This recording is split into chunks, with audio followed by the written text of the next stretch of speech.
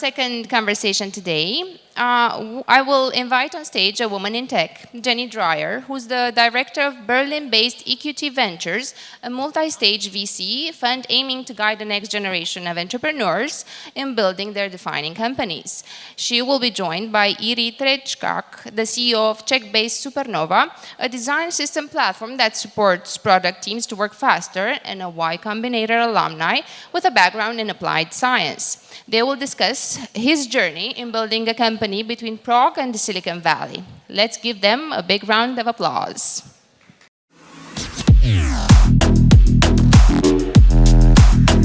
Thank you, Elena. Let's switch sides to not confuse people, in case it's not super clear. Thank you, thank you. So cool to be on stage at the 10th version of Texomania. Congrats to the team. Yes. Let's chat about design systems. I had the pleasure of being part of the Supernova journey, although only very much from the sidelines for the last 3 years, of what's been a very eventful 6-year journey by now. So tell us a bit about that. I think you got to a place now that I think we can slowly start calling product market fit, which is really exciting. How did you get here? Yeah, so I'm really happy to be here with you. I just want to ask, who here is building a startup or is working for a startup or is thinking about starting a company? If you can raise hands. Nice. All right, so we have at least few people, and I will try to briefly go over our story, just so you know that when you are building a company, it's not always roses. So I'm Jiri. My background is in engineering. I've always been an engineer, always loved that. And I've strived to do automation. I'm by nature, because I'm an engineer, quite lazy, I think. And so that's not true. It is true to some extent, and you know, Supernova is actually the reason, or the main purpose of Supernova is to automate a lot of processes. So when I was working on various projects, it became quite obvious that many things that I do are repeated over and over again, right? And so the base idea of Supernova, I'm happy that there is a lot of engineers and designers in the audience, is actually that we would take a design that your designer will create in Figma, in Sketch, or even on like a napkin drawing, if you will, eventually. And we will turn it into a code that the developer has to otherwise write. So that was the initial idea, because that would be amazing for the world. You know, we could build software so much faster. And now with the AI, it was mentioned here, but I think we are getting to a point where something like this is starting to become possible. Nonetheless, we started with this about 6 years ago, so this journey is quite long. And when we started, we were just a few boys basically thinking that it will be very easy to start a startup. And we've created a first version of Supernova, but I have to say first version of Supernova took about 3 years. And it was just an algorithm, right? So while Jenny said we now have product market fit, we know a little bit how to sell, it was a long journey. And the reason why I'm saying this, and we will get to this, the talk that we have is about building company across Czech Republic and the US, is that we actually got to the US. We are originally from Prague. I am personally from Ostrava, if you know where that is. It's a smaller city than Prague, but nonetheless still from Czech Republic. And we got accepted to Y Combinator. Now, Y Combinator is a startup accelerator that is one of the most famous startup accelerators in the world. And we were fortunate enough to get there as a first Czech company, right? So this was a huge success, but still like 3 people basically just going to the US not knowing anything. And it also has to be said that by that time, we didn't know what the company will be. We actually only had this algorithm that did something, but we didn't know who we will sell to. We tried different strategies, nothing worked. So we just went there to the accelerator and that maybe they will help us, right? They did help us, but we actually pivoted the entire company. We basically took the idea, took the algorithm, changed it to some adjacent area design systems, and design systems are basically helping designers and developers to cooperate better together. So this was like a first foray into the US. Then we got back to the Czech Republic and started building like a proper company. Now that after those 3 months we actually figured out sort of by accident what the company will be. Now we made the journey from Prague to the US and back to Prague. Let's stay in Prague for a second. That's where you started the company and where you also consciously decided to go back to after you went through Y Combinator. Before then, now, but we'll get to that later, spending more time in the US again. But let's stay in Prague for a second. What do you consider the benefits of building a company in Prague or let's say in the wider CEE region?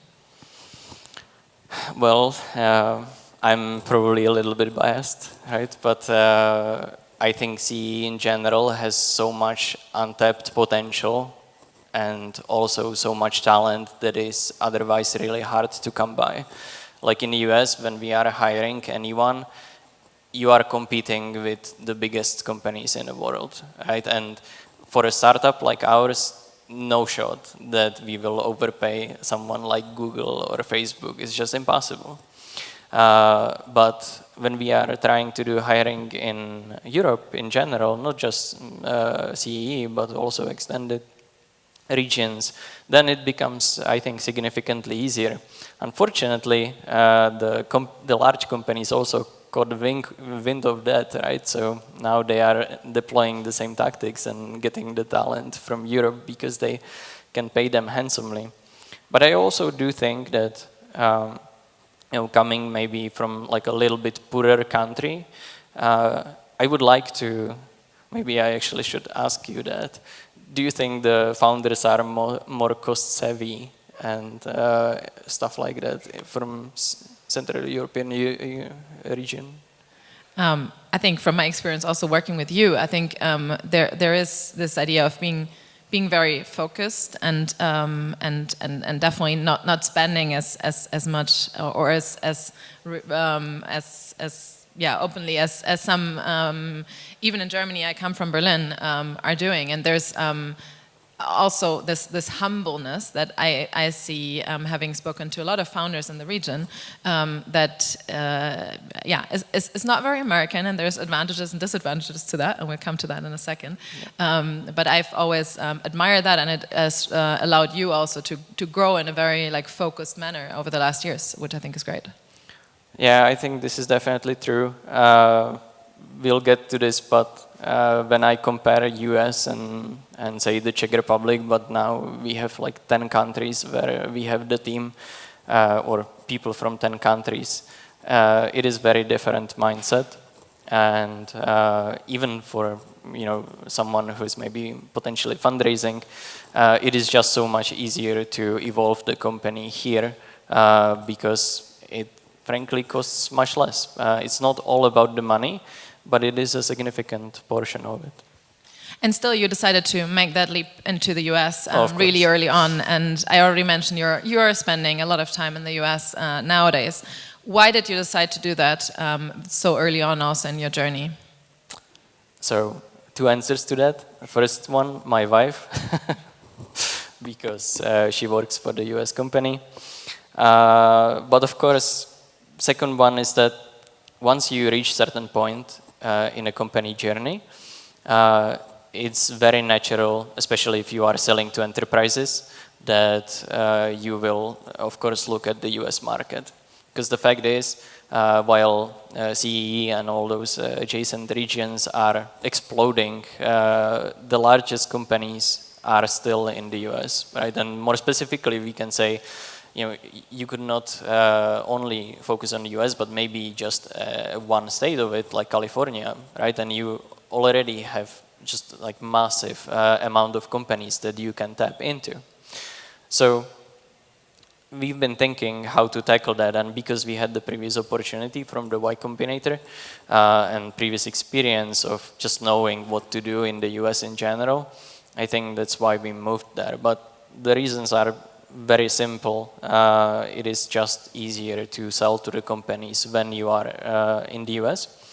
And of course, there are some other specific things that are only applicable to startups or maybe companies that are growing like we do, where we are looking for US investors, for example, right, or potentially in our next investment round. So my presence is actually also quite required for many of them, because it is true that a lot of US investors won't invest into European founders still. And there is a lot of money in the US to be had, of course. And to me, it's not just about being in the same time zone. So I don't know, scheduling sales calls is easier. Yeah. We talked about the humbleness of I'm generalizing, many founders in the region and definitely of you personally. And I think getting into that American spirit every now and then about being a bit more, a bit louder, a bit more salesy, is also, it's great to be surrounded by that. And I think it has been really beneficial for Supernova as a company, and I guess also for you personally to be surrounded by these entrepreneurs that have a bit of a different spirit while still maintaining your roots in the region that I think are 100% valuable for you and Supernova today. I do want to speak to that. Yeah, there is definitely a major difference in how people think, how Americans think versus how Europeans think. And I think like everyone has certain strengths and weaknesses. And again, this is big generalization, right? But for Europeans, I think we are amazing builders, super driven. We can figure stuff out very quickly. A lot of best inventions have been done in Europe.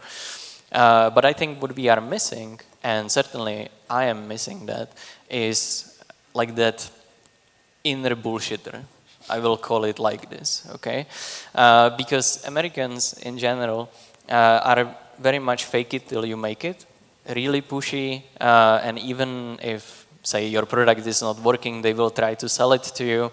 While I think Europeans, or maybe just me, but I think even a lot of my founder friends, we would rather fix the problem, improve the product, and then go back to selling again.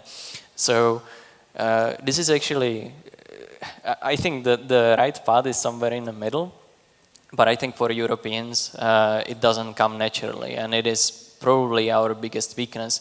Hence, going to the US actually teaches you that very quickly. Otherwise, I think Americans don't want to talk with you, really. So, yeah. Let's talk practicalities. So the team is now between San Francisco and Prague today, and I think that's a super powerful setup. But I'm sure it also comes with some challenges. So how are you making sure that it still remains like one team, and you remain closely enough to the team despite being in the US a lot of the time? Yeah, that is a really tough question, because I think this is generally one of the most difficult tasks. Like, how do you build a company that is still small, so you cannot really basically separate it into like two entities, right? It has to work together. Ideally, companies should always work together, but we know that if the company is large, it sort of functions as different entities. Well, we don't have that luxury. Supernova is still quite small. It's 32, 33 people. So we have to work as a coherent unit. And I think the time zone difference is one of the biggest problems, because we, for example, have a hard time having meetings where everyone can attend, right? So we actually moved a lot of meetings because of this to the overlap, where it's like 4 p.m., for example, in Central Europe, and it's also a little bit early in San Francisco or in New York, wherever the people are. And a lot of small things like this, but I think there is no silver bullet to this. Like, it's really just being very diligent in processes and figuring out, like, this clearly doesn't work, so we fix this, right? And I wish I had some better answer to this, because I am still looking for that answer. But the fact is, it has been very challenging. I think it's becoming easier as more people are joining the company in the US, because they are sort of starting to form their own organization, if you will, but really like a team. So, you know, there is not just one person that is always feeling alone, because that frankly is really disheartening. And I know that very well. I've been in the US alone for like basically a year, just trying to build the company, and while everyone else was in Czech Republic or across Europe. So I think it's important to have someone with you. And if I would do it again, I would probably invite more people to join me to the US. And make sure that being an early riser is a selection criteria for the people, for the talent in the US, because I think there will be many early morning Oh, calls. absolutely. I know we've had a bunch of those. Yeah. You will be hitting, since you're not sharing the great numbers that I'm so proud of, or you should be so proud of, let me share some of those. So, because I think what's exciting is you're hitting that magic 1 million ARR mark very soon now, and VCs are often looking out for that, and that's why we're excited to see that happen. And you have some great logos that you were able to acquire, like PlayStation and KLM and Electrolux, like big brands that are using your product today, which I think is a big achievement. So what's next? What's up for Supernova coming up? I think there are few things. The first one is actually connected to building that team, right? Because I think going forward, and I think this happens to every company, when you go from a semi-small company like 30 people to maybe 100, which would be the next step that sort of like Series A and Series B is connected to. That comes with a lot of challenges. One of the main challenges is that it very much dilutes the company culture, right? So I've always been quite proud of the company culture that we have. It is a lot of nerds, a lot of people who are just love to build stuff. But now we actually have other people who are maybe not engineers, right, or product. There is a lot of sales, there is a lot of support, and they don't look at things like we do. And so figuring out what is like the golden middle where the company can meet and where everyone can have their saying in the company culture and where everyone feels included and happy. This is something that I think I will have to spend a lot of time on. I wish I wouldn't have to, but it feels like this is something that is coming. And then I alluded to that at the beginning. I'm actually really excited about the progress of AI. So I didn't want to talk about product here too much, even though I am a product guy mostly. But I think there is a lot of change coming to software development in general. We will see that it will be much easier to start your company, build your product. It will become nearly instant, I think, in a few years.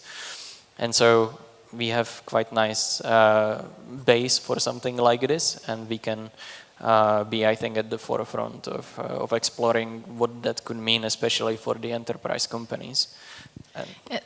Let's talk about that briefly, because being a VC, I think we're currently seeing daily pitches of people doing something with generative AI or large language models or one of these buzzwords out there right now. And I think it's great, and we're very excited about it and trying to figure out what we think about it. But it's really difficult to cut through, and we'll get censored here real quick, but cut through that bullshit. And I think what's great about you is that it makes so much sense for your product to adapt some of these technologies that are coming up. So can you tell us a bit more? I don't know how much you're willing to share. We didn't check that before. But how you are planning to use generative AI for the Supernova product? Yeah, of course. So in general, I'm quite open guy. You also know, probably more than most, that like speaking about ideas is completely worthless if you cannot execute on them. And the fact is, executing on AI is actually still really difficult because it requires a lot of resources or just some glorious idea. But nonetheless, because we have data about design and because we have data about code and they sort of interconnect very nicely together, and we also have people who are willing to even write the documentation, which was mentioned in a previous presentation about the data, about the design, about that code. We will bring all of this together, and then the ideal output from this would be really like, write me an application that looks like Uber and has this criteria X, Y, Z, and we can potentially do this with the code base that, say, enterprise has. Right? So like if, let's say, PlayStation wants to quickly prototype how their next application for X, I cannot say, will look like, then they will go to Supernova and they will say, show me the prototype, right? And they will be able to iterate on this orders of magnitude faster than, say, a normal developer would without having tools like this. It's just one of the ideas. There is quite a few of them, but I think what positions us is the data, and it's always about the data. AI is always about having a clean data that you can build something on top of. I also haven't seen it, but I was promised a mini product demo this afternoon, so I'll let you know how that goes. Coming towards the end, it looks like we have a lot of builders in the audience here, which I think is great. What advice would you give to people that are building, and let's maybe take that like within the CEE region, but for the world, which is very much what you're doing, what advice would you give those people? I really hate giving advice, I have to say, because I think it's very... Being humble again. No, it's very specific to the problem, to the person, right? So like generalization doesn't help. But I think there is one thing that is actually really correlated to what we are talking about. I wish actually I had anyone on the team who is from US sooner, because we invited some people who joined us recently, and changing the mentality and how they think about selling the product and how they think about solving the problem or finding that middle ground is now so much harder than if we had just like, part European, part US team from the beginning. I know it's difficult to do so. Not everyone has friends in the US. Maybe the US people don't want to go to Europe and vice versa. But if there is any chance to do that, I would do that much sooner, because I know even for like my personal development, it would be a significant improvement. Great. Thank you so much. Thank you. I'm handing back over, I don't see her right now, but handing back over to Elena. And thank you very much. The next person. Thank you so much.